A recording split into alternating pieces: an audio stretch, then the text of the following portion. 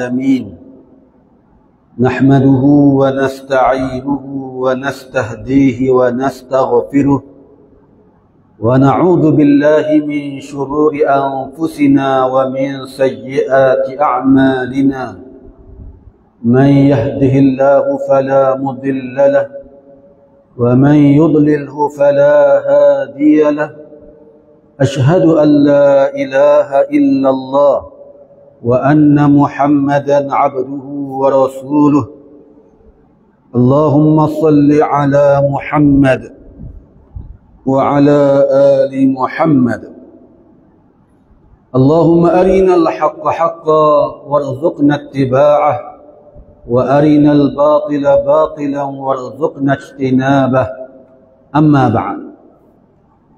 Muslimin dan muslimat yang dirahmati Allah sekalian, kita menyambung semula pengajian kita berkenaan dengan mazhab akidah fiqh dalam mazhab Syafi'i rahimahullahu ta'ala, di mana dalam pertemuan yang lalu kita telah melihat kepada perbincangan berkaitan dengan air musyammas dan juga air musta'mal. Kita sambung lagi berkaitan dengan Kitabut Taharah, di mana kita akan membincangkan tentang perkara-perkara yang dimaafkan asalnya adalah merupakan najis tapi ia dimaafkan. Kita menggunakan kitab Minhajut Talibin karangan Imam An-Nawawi rahimahullahu ta'ala. Qala al-musannif rahimahullah wa nafa'ana bi'ulumihi fid darain amin. Wa yustathna maytatun la dama laha sa'ilun فلا تنجس مائعا على المشهور وكذا في قول نجس لا يدركه طرف قلت ذا القول أظهر والله أعلم. Muslimin dan muslimat sekalian,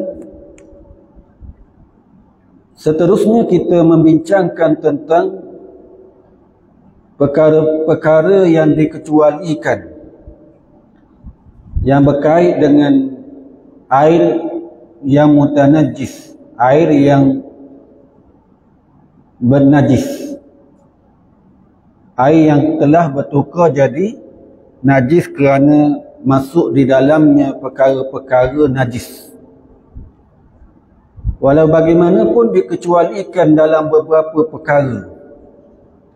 Wa yustathna, dan dikecualikan maitatun la damun laha la dama laha sa'ilun, bangkai yang tidak ada darah yang baginya mengalir.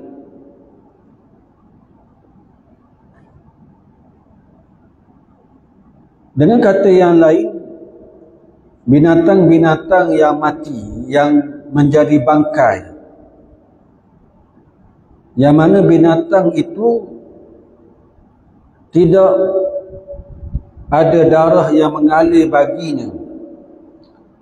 Contohnya seperti semut ataupun cicak. Semua ini dimaafkan kalau sekiranya ia masuk ke dalam air. Fala tunajjisu ma'i'an 'ala al-mashhur.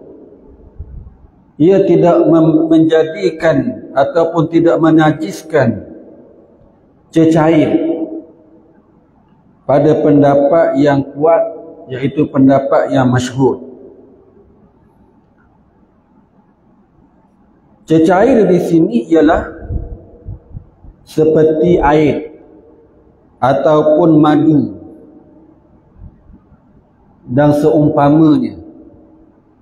Maksudnya ia bukan sekadar air sahaja, bahkan cecair yang lain selain daripada air, termasuk dalam perkara yang kita bincangkan ini.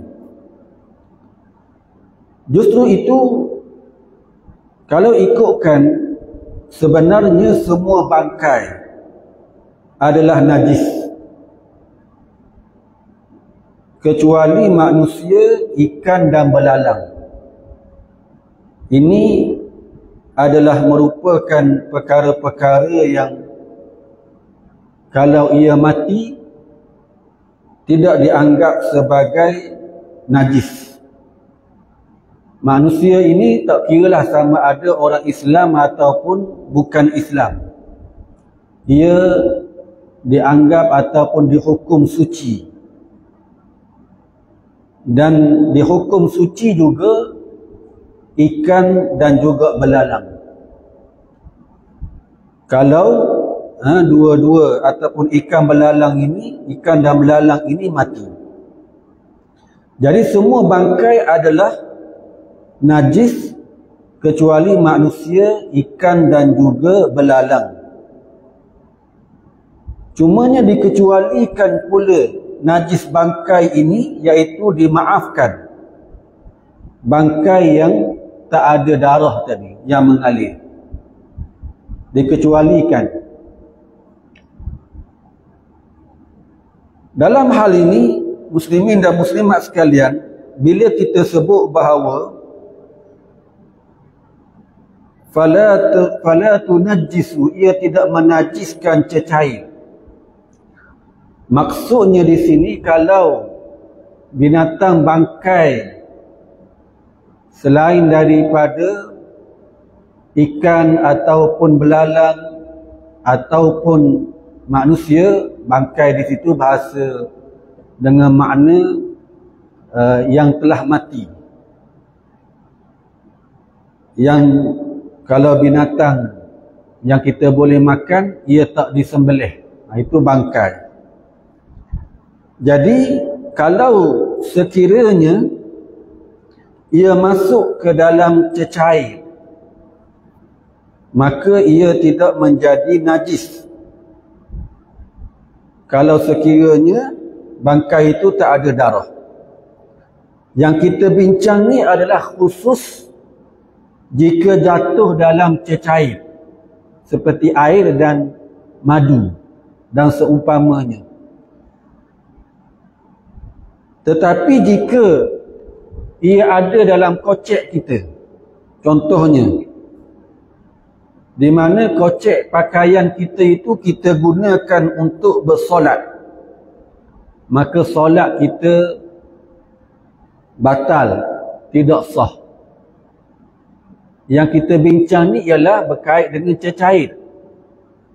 Kalau ada cicak contohnya, yang bangkai cicak dalam kocek baju kita, lalu kita sembahyang dengan baju yang ada cicak tadi, maka ia adalah ia membawa kepada batalnya solat kita. Dalam hal ini, muslimin dan muslimat sekalian, ada 3 syarat untuk satu-satu najis ataupun bangkai tadi dimaafkan, yang masuk dalam air kurang daripada 3 koloh. Ada syarat-syaratnya. Kurang daripada 2 koloh. Kita dah bincang sebelum ni, kalau kurang daripada 2 koloh, masuk najis ke dalam air yang kurang 2 koloh ini, walaupun air tersebut tidak berubah, maka air itu tetap dikira najis, bernajis. Kalau air itu lebih daripada 2 koloh, maka kalau air itu tidak berubah, maka ia tidak najis. Air tersebut tidak dianggap dan dihukum sebagai bernajis. Kalau air itu berubah, barulah dihukum sebagai air itu bernajis. Kalau lebih 2 qoloh.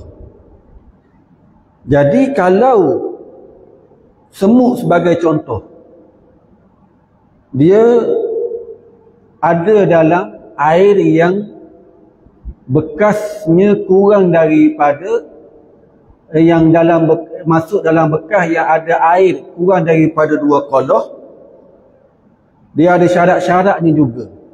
Selain daripada kita sebut tadi, ia tidak ada darah yang mengalir. Syaratnya juga ialah ia masuk dengan sendiri, bukan kita yang masukkannya. Contoh semut tadi kan, kita ambil semut, kita pergi masuk dalam bekas air, dalam gelas contohnya, kita pergi masukkan semut dalam gelas yang ada air, maka itu tidak dimaafkan sebab kita yang memasukkannya. Tapi kalau dia masuk dengan sendiri, itulah yang dimaafkan. Yang kedua, tidak merubah sifat air. Kalau berubah kerana banyak sangat, maka ia jadi najis. Semut, tapi banyak sangat. Masuk dalam bekas air kita, masuk dalam air tersebut terlalu banyak, maka ia tetap dikira najis yang tidak dimaafkan. Yang dimaafkan ialah jika tidak banyak masuk. Semut tadi sedikit sahaja yang masuk ke dalam air tadi. Sedikit atau banyak ni macam mana kita nak tentukan? Sedikit atau banyak ditentukan oleh uruf. Maknanya kita tengoklah. Kita mungkin boleh bincang tanya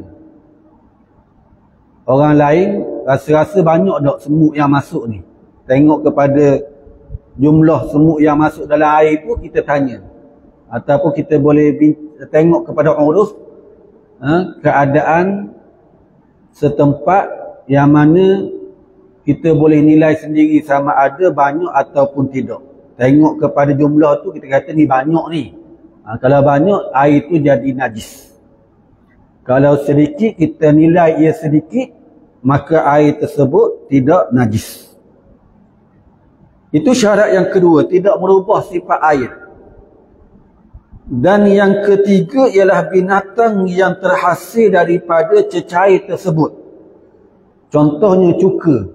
Cuka pun dikira sebagai cecair. Jadi daripada cuka tu, contohnya tiba-tiba keluar ulat daripada cuka tadi. Jadi kalau ulat itu ada dalam cuka, hasil daripada cuka tersendiri, terhasilnya ulat tersebut, maka ia dimaafkan. Ulat tersebut dimaafkan. Muslimin dan muslimat sekalian, itu adalah berkait dengan dimaafkan air yang di dalamnya masuk binatang ataupun bangkai. Binatang ni mati, bangkai, yang mana binatang ataupun bangkai tersebut adalah bangkai yang tidak ada darah. Binatang tersebut tidak berdarah. Tidak ada darah yang mengalir dalam badannya. Seterusnya, Imam An-Nawawi menyebut lagi, wa kadza fi qaulin najasun la yudrikuhu tarfun. Begitu juga najis yang tidak nampak dengan mata kasar. Contohnya, kita dengan mata kita ni tak dapat lihat titisan ataupun percikan air kencing. Contohnya seseorang tu dia kencing berdiri. Jadi sebenarnya kalau ikut hakikatnya, kencing itu terpercik ke seluar dia. Jadi bila yang pertama dia tidak perasan, dia tak perasan terkena. Yang keduanya bila dia tengok memang tak nampak, tak ada. Tak nampak air kencing tu pada seluar dia, tak nampak. Halus sangat. Percikan tersebut tak nampak. Kalau dia memang kencing dan dia nampak air tu memang terpercik kena kat kaki, kena kat kaki seluar dia, maka itu jelaslah memang dia tahu bahawa seluar dia kena najis. Yang ini ni dia memang kencing dan tak nampak pun percikan itu, tapi sebenarnya terpercik ada air kencing di seluar yang dia pakai, maka dimaafkan. Begitu juga seumpama seperti lalat yang pergi ke lalat ni biasanya dia terbang dah hinggap kadang-kadang di tempat yang kotor, kadang-kadang tempat yang bernajis. Jadi di kaki dia tu ada najis, maka dimaafkan sebab kita tak nampak najis tersebut pada kaki lalat tadi. Jadi muslimin dan muslimat sekalian, begitulah yang kita kena faham berkait dengan air yang mutanajis ataupun air yang telah jadi najis. Air yang telah bertukar menjadi air yang najis, maka ada pengecualian yang diberikan, iaitu dua. Iaitu yang pertama, sekiranya bangkai yang masuk itu di mana bangkai binatang tersebut ataupun binatang yang mati tersebut yang jadi bangkai tadi, dia tak ada darah. Tak ada darah. Dan yang kedua, jika najis yang kena pada cecair ataupun pada pakaian kita, ia adalah merupakan maka ia dimaafkan. Muslimin dan muslimat sekalian, seterusnya Al-Imam An-Nawawi menyebut lagi, wal jari karakidin, air yang mengalir seperti air yang tenang, iaitu air yang tidak mengalir. Wa fil qadimi la yanjusu bila taghayyurin. Mengikut pendapat Imam Asy-Syafi'i yang lama, iaitu yang ketika berada di Baghdad, air itu tidak najis sekiranya air itu tidak berubah. Jadi mengikut pendapat Imam Asy-Syafi'i rahimahullah, dalam qaul jadi dia pandangannya yang baharu, iaitu ketika beliau berada di Mesir, beliau memberikan fatwanya bahawa air yang mengalir ini sama je dengan air yang tidak mengalir, iaitu air yang tenang. Sama dari sudut mana? Sama dari sudut sedikit ataupun banyaknya air tersebut. Sebelum ni kita bincang, kalau dalam bekas itu airnya, bekas tu besar, airnya lebih daripada 2 kolah. Maka 2 kolah ni dia punya timbangannya adalah 200 liter ataupun 216 liter pada setengah pendapat yang lain. 200 liter ni lebih daripada 2 kolah, maka kalau sekiranya masuk najis ke dalamnya, jika tidak berubah air tersebut, tidak berubah warna, tidak berubah bau, tidak berubah rasa, maka air tersebut adalah air yang suci lagi, sebab air itu tak berubah. Kalau air itu berubah, sama ada berubah warna, rasa ataupun bau, maka ia jadi najis. Jadi begitulah juga air yang mengalir. Air yang mengalir itu dalam jumlah yang sedemikian juga, iaitu lebih daripada 2 qalah. Lebih daripada 2 qalah, maka air tersebut sama hukum dia macam air yang tidak mengalir tadi yang ada dalam bekas. Di samping itu juga, kalau air itu air yang sedikit, airnya tak banyak, tak lebih daripada 2 qalah, tak lebih daripada 200 liter.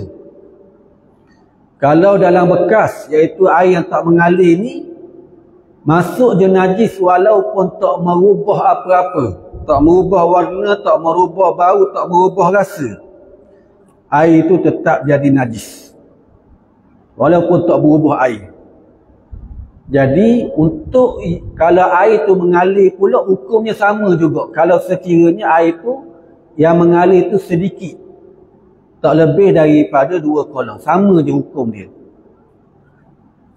Cumanya mengikut pendapat Imam Syafi'i, pendapat yang lama, iaitu ketika beliau berada di Baghdad. Pendapat yang lama, beliau menyatakan bahawa kalau air itu sedikit, air itu sedikit dan tidak berubah, dalam keadaan dia mengalir, maka ia tidak najis. Kalau tadi kita sebut bahawa kalau sedikit, walaupun tak berubah, dia najis. Kalau kurang daripada 2 qalah, dan air itu tak berubah pun, walaupun najis masuk dalam tu, ia tetap dikira najis kalau ia dalam bekas yang tak mengalir air. Tapi pendapat Imam Syafi'i, kalau air tersebut sedikit, air itu kurang daripada 2 qalah, maksud sedikit itu, dan air itu mengalir, maka walaupun najis masuk dalam air yang mengalir yang kurang daripada 2 qalah ini, oleh kerana air itu tak berubah, maka ia tidak najis. Ia berbeza dengan dalam bekas yang tak mengalir. Kalau bekas tak mengalir, air itu sedikit, masuk je najis, walaupun tak berubah, ia najis. Tapi kalau mengalir, tak jadi najis. Justru itulah ada setengah pandangan yang kalau nak selesaikan isu masalah air yang sedikit, yang kurang daripada 2 qalah, yang ada najis dalamnya yang tak berubah air tersebut, maka macam mana cara penyelesaiannya? Kalau ikut hukum dia, oleh kerana tak mengalir, dia jadi najis walaupun tak berubah air tersebut, kalau ikut asal hukum asal dia. Tapi macam mana nak selesaikan ialah kita alirkan air itu biar dia bergerak. Bila kita alirkan air itu, maka dia jadi tak najis, berdasarkan pendapat yang qadim, pendapat Imam Syafi'i juga, mengikut pandangan Imam Asy-Syafi'i yang lama. Jadi itu berkait dengan air, sama ada air itu kalau masuk najis jika ia mengalir. Kalau ikut hukum lama, hukum yang baru ketika Imam Syafi'i di Mesir, hukum dia sama je dengan air yang tidak mengalir. Tapi ada perbezaan sedikit ketika ataupun pada pendapat yang qadim, pendapat yang lama, bagi Imam Asy-Syafi'i rahimahullahu ta'ala. Muslimin dan muslimat sekalian, seterusnya Imam Syafi'i sebut lagi, wa qullatani khamsatu wal qullatani 500 ratrin Baghdadi takriban fil asahi. Seterusnya Imam Nawawi sebut berapa berat ataupun berapa jumlah air yang dikira 2 qalah ini. Beliau menyatakan, Imam Nawawi sebut 2 qalah itu ialah 500 rital ataupun retil, iaitu kati, 500 kati Baghdadi. Secara mudah kita nak sebutnya, kalau kita nak kiranya, iaitu 200 liter. 200 liter ataupun setengah pendapat kata 216 liter. Itu adalah jumlah air dalam bekas yang kalau sampai 216 liter maka ia dikira 2 qalah. Kurang daripada itu dianggap kurang daripada 2 qalah. Takriban fil asahi, lebih kuranglah jumlah tadi, lebih kurang pada pendapat yang asah, pendapat yang kuat. Imam Nawawi sebut lagi, wat taghayyurul mu'assiru bi tahirin aw najisin ta'mun aw launun aw rihun. Jadi yang kita kata berubah-ubah ni, yang kita bincang, kalau sekiranya air itu kurang daripada 2 qalah, iaitu 216 liter.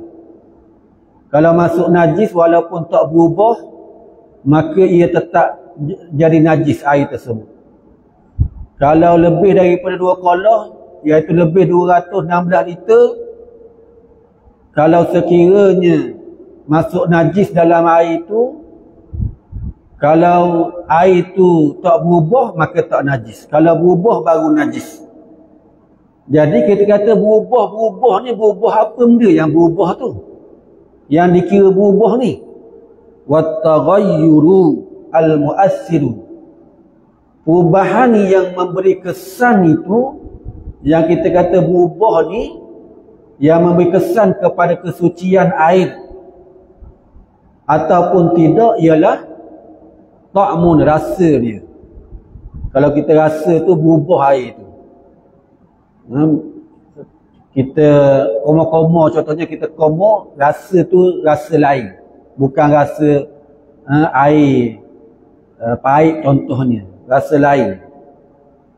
Ataupun warna dia berubah, ataupun bau, ada bau pada air tersebut. Dalam hal ini, bila disebut bahawa perubahan yang memberi kesan, apa yang dimaksudkan dengan kesan ini? Bila kita sebut perubahan yang memberi kesan kepada warna, bau dan juga rasa, maka dikecualikan daripada maksud memberi kesan itu ialah kalau sekiranya contohnya haiwan tersebut tak masuk pun dalam air, tapi haiwan itu berbau, dan haiwan itu, bau haiwan itu, bangkai contohnya, bangkai haiwan itu dibawa oleh angin sehingga menyebabkan air itu jadi berbau. Bangkai tak masuk pun dalam air, cuma angin bawa bau bangkai tersebut, kena pada air, air itu jadi bau. Maka ini tak dikira sebagai air itu sebagai air yang bernajis. Yang kita kata bahawa perubahan yang memberi kesan ini ialah perubahan yang mana bangkai itu masuk dalam air. Kalau sekadar bau je dibawa oleh angin, bangkai tak masuk pun dalam air, maka ia tidak dikira sebagai air yang najis, bernajis. Muslimin dan muslimat sekalian, yang kita bincang ni tentang bukan sekadar air itu jadi najis ataupun tidak, tetapi termasuklah dalam bab berkaitan dengan air yang mutaghayyir yang kita telah bincang sebelum ni. Air itu berubah. Kita dah bincang sebelum ni, jenis-jenis air ada air mutlak, ada air musta'mal, air yang telah digunakan, yang sedikit yang kurang daripada 2 qoloh. Kemudian air mutaghayyir, air yang berubah. Air mutaghayyir ini dia bercampur dengan sesuatu yang suci. Contohnya za'faran, ataupun nak bahasa mudah kita campur dengan teh ke. Itu kira air berubah dah tu. Air teh. Dia bercampur dengan satu bahan yang suci, yang banyak. Sehingga kita tak panggil lagi dah itu air mutlak. Kita panggil dengan nama baru. Air teh, air za'faran ke, air itu berubah dah nama dia tu. Jadi yang kita bincang tadi berkenaan dengan perubahan yang membawa kesan itu bukan sekadar bincang bab air yang telah jadi najis, tetapi juga air yang mutaghayyir, air yang berubah. Walaupun dia bercampur dengan benda yang suci, tapi dia tidak boleh menyucikan. Sebab air itu dah berubah dari sudut warna, dari sudut rasa, dari sudut bau. Walaupun dia bercampur dengan, air tersebut bercampur dengan perkara yang suci. Muslimin dan muslimat sekalian, jadi itu adalah perbincangan berkenaan dengan air yang telah masuk najis ke dalamnya. Ada sedikit perbahasan yang dibawa oleh Imam An-Nawawi, beberapa isu yang dia cuba lontarkan kepada kita untuk kita fahami tentang isu air ini. Iaitulah Imam An-Nawawi menyatakan, walau ishtabaha ma'un tahirun binajisin ijtahada wa tatahhara bima dhanna taharatahu wa qila in qadara ala tahirin biyaqinin fala. Jika seseorang itu keliru, yang mana satu antara 2 air yang ada pada dia tu, di depan dia itu, dia keliru mana satu air yang suci, mana air yang telah jadi najis, air yang telah bertukar jadi air najis. Ada 2 bekas, satu bekas yang suci, satu bekas yang contohnya telah dijilat oleh anjing, contohnya air tersebut. Tapi dia tak tahu hak mana satu air yang suci. Macam mana nak buat? Maka dalam hal ini Imam An-Nawawi sebut ijtihada. Maka dia kena berijtihad. Iaitulah dengan cara dia tengok mungkin ada tanda-tanda pada bekas air tersebut. Contohnya bekas air itu ada bulu contohnya. Jadi dia boleh buat satu keputusan ataupun dia boleh berpegang bahawa yang bekas ini yang dijilat oleh anjing airnya, sebab ada bulu pada bekas tu. Yang ini tak ada bulu. Jadi maka air yang tak ada bulu ni dia hukumkannya dengan air itu air suci. Air yang ada bulu tadi adalah air yang sudah bertukar jadi air najis. Ataupun dia tengok ada anjing yang dekat dengan 2 bekas tadi, maka dia berijtihad bahawa bekas yang dekat dengan anjing tu, yang itu yang air itu yang adalah air najis, yang telah jadi air najis. Hak jauh daripada anjing tu dikira sebagai air, dia hukum sebagai air yang suci. Jadi dia kena berijtihad. Berijtihad kalau ada 2 air yang dia pasti salah satu daripada air itu tidak suci, yang satu lagi suci, tapi tak tahu mana satu. Jadi dalam hal ni dia kena berijtihad.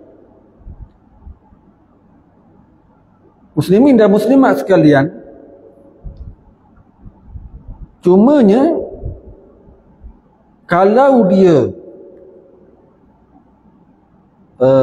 disebut lagi oleh Imam An-Nawawi rahimahullahu ta'ala, wa tatahhara bima dhanna taharatahu wa qila in qadara ala tahirin biyaqinin fala. Walau bagaimanapun ada pendapat yang mengatakan bahawa kalau dia mampu cari air lain, ada dua bekas tadi. Satu air yang telah bertukar jadi air najis, satu lagi air suci. Cuma dia tak tahu mana satu.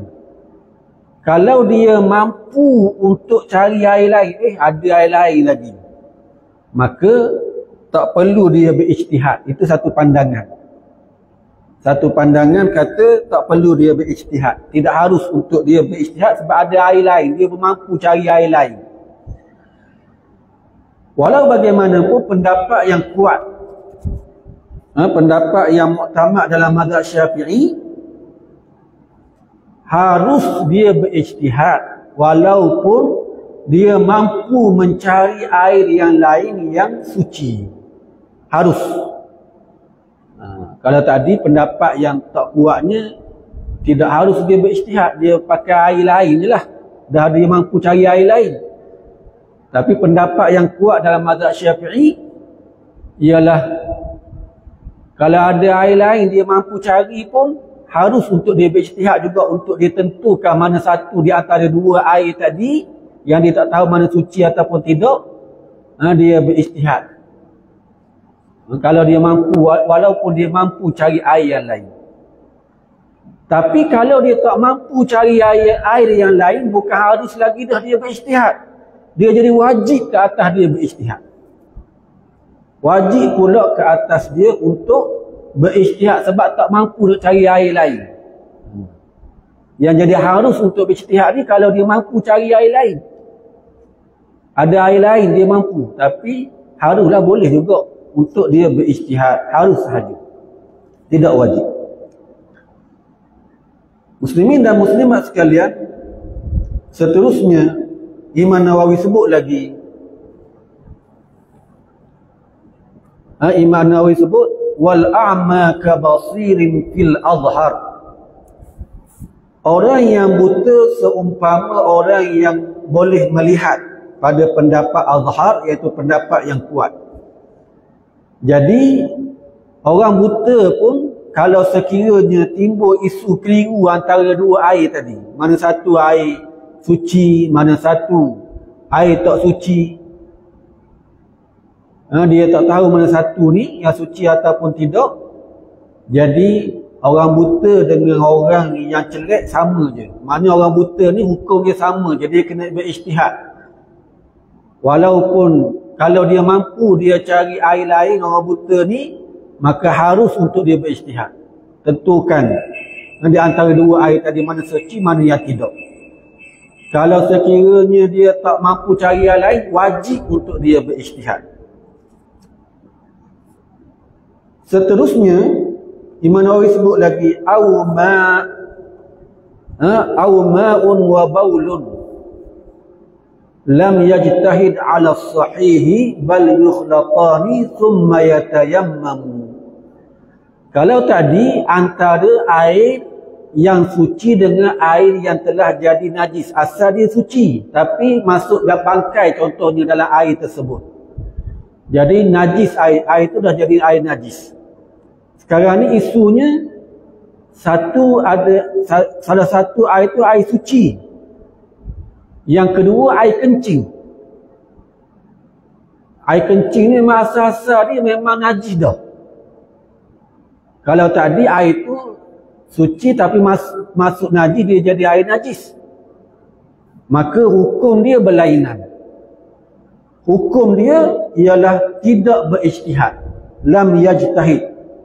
Pada pendapat yang sahih, iaitu pendapat yang kuat, dia tak perlu berijtihad menentukan mana satu air kencing, mana satu air yang suci.